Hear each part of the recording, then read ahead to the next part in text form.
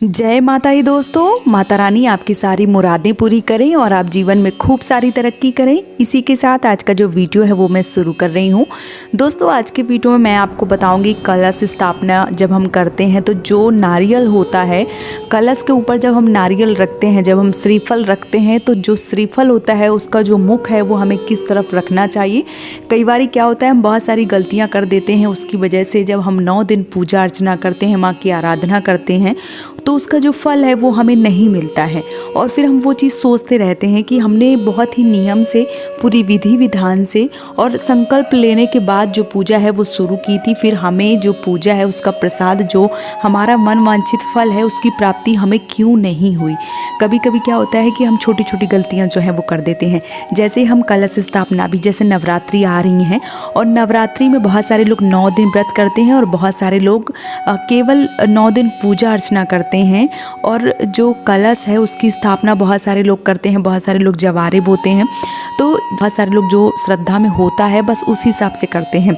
जो लोग कलश की स्थापना करते हैं उनको जो श्रीफल है, जो नारियल है वो रखना अत्यंत आवश्यक हो जाता है, क्योंकि जो श्रीफल है वो माँ लक्ष्मी का अवतार होता है, माँ लक्ष्मी स्वरूप होता है। इसलिए नवरात्रि में खास करके नारियल जो है वो कलश स्थापना के दौरान ज़रूर रखा जाता है।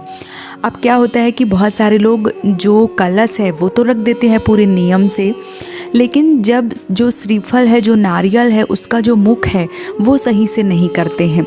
अब आप सोच रहे होंगे कि उसका जो मुख है वो कैसा होना चाहिए, तो चलिए मैं आपको बता देती हूँ। देखिए, जब हम कलश की स्थापना करते हैं, जो नारियल होता है बहुत सारे लोग ऊपर खड़ा खड़ा नारियल जो है वो रख देते हैं। ऐसे में क्या होता है कि उनको जो भी उनकी भक्ति भाव है, जो भी उनका प्रसाद है, अगर मैं एक तरीके से कहूँ 9 दिन की जो भी उनकी आराधना है, जो भी पूजा है, उसका फल उनको प्राप्त नहीं होता है।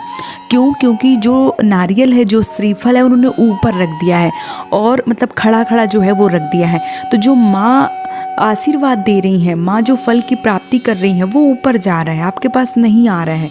ऐसे में आपको जो नारियल है, जो श्रीफल है, उसकी जो 3 डॉट्स होती हैं, जो 3 बिंदु होती हैं, वो माँ लक्ष्मी की 2 आँखें और एक मुख होता है, वो उन्हीं का स्वरूप होता है माँ लक्ष्मी का। वो जो 3 डॉट्स हैं वो आपको पूजा जिस टाइम आप कर रहे हैं तो आपकी तरफ वो जो मुख है वो होना चाहिए।